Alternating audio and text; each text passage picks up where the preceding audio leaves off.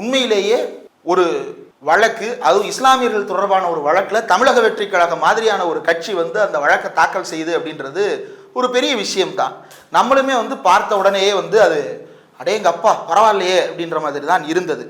ஆனால் அந்த அஃபிடவிட்ல அவங்க சிறுபான்மையினருக்கு என்றைக்கும் துணை நிற்பேன் அப்படின்னு சொல்லுகின்ற திரு ஜோசப் விஜய் அவர்களே, ஒருவரை மத அடையாளத்தோடு அழைப்பது அப்படின்றது நம்முடைய நோக்கம் அல்ல.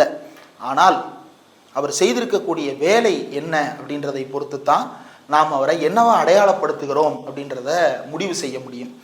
உங்களுடைய அஃபிடவிட்டினுடைய PDF பக்கம் 25 பிரிவு 3 A comparative analysis of treatment of religious endowment under Indian law என்கின்ற தலைப்பின் கீழ் 13.2 நீங்கள் எழுதியிருக்கக்கூடிய வரிகள், ஆர்கனைசர் என்கின்ற ஒரு இதழ் சமீபத்தில் இந்த வக்ஃப் மசோதா தாக்கல் செய்யப்பட்ட அடுத்த நாளே கிறிஸ்தவ நிறுவனங்கள் குறித்து அவதூறான ஒரு கருத்தை பரப்புகின்ற வகையில் ஒரு மோசமான கருத்தை அல்லது உண்மைக்கு மாறான கருத்து ஒன்றை பதிவு செய்திருந்தார்கள்.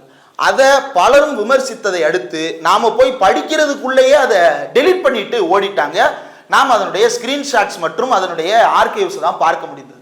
அதுல ஆர்கனைசர் இதழ் என்ன குறிப்பிட்டிருந்தார்கள் அப்படின்னா, அதாவது இந்த கத்தோலிக்க சர்ச்சுகளுக்கு சொந்தமாக 20,000 கோடி ரூபாய் மதிப்பிலான சொத்துக்களை எந்த அரசு கட்டுப்பாடும் இல்லாமல் சொசைட்டிஸ் ரிஜிஸ்ட்ரேஷன் ஆக்ட் 1816 கீழையும் பொது அறக்கட்டளை நிர்வாகங்களின் கீழையும் நிர்வகிக்கப்படுகிறது.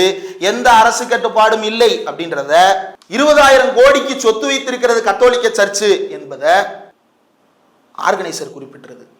அதே ஆர்கனைசர் குறிப்பிட்ட அந்த வரிகளை தமிழக வெற்றி கழகம் தன்னுடைய அஃபிடவிட்டில் குறிப்பிட்டிருக்கிறது. கிறிஸ்தவ நிறுவனங்கள் 20,000 கோடிக்கு சொத்து வைத்திருக்கிறார்கள் அப்படின்னு பேசியிருக்கிறார். இந்த கருத்தை வெளியிட்ட ஆர்கனைசர் இதழுக்கு கடுமையான எதிர்ப்புகள் வந்ததற்கு பிறகு தொடர்ந்து அவங்க இந்த வதந்தியை பரப்புறாங்க. கடைசியாக அவங்க வெளியிட்ட அந்த வதந்தி செய்திகள் கடுமையான எதிர்ப்பு தெரிவிக்கப்பட்டது. கவர்மெண்ட் ஆஃப் இந்தியாவுக்கு பிறகு இவங்கள்ட்ட தான் அதிக சொத்து இருக்கு அப்படின்ட்டு. போன வாரம் கிரண் ரிஜிஜு என்ன சொன்னாரு, கவர்மெண்ட் ஆஃப் இந்தியாவுக்கு பிறகு வக்ஃபுக்கு தான் அதிக சொத்து இருக்குன்னாரு. அதுக்கப்புறம் ஆர்கனைசர் என்ன சொல்லுது, கவர்மெண்ட் ஆஃப் இந்தியாவுக்கு பிறகு சர்ச்சுக்கு தான், அதுவும் கத்தோலிக்க சர்ச்சுக்கு தான் அதிக சொத்துக்கள் இருக்கு அப்படின்னு சொன்னது. அந்த வரியை அப்படியே எடுத்து போட்டிருக்கிறார் தமிழ்நாட்டு நடிகராகிய தமிழக வெற்றி கழக தலைவர் விஜய் அவர்கள்.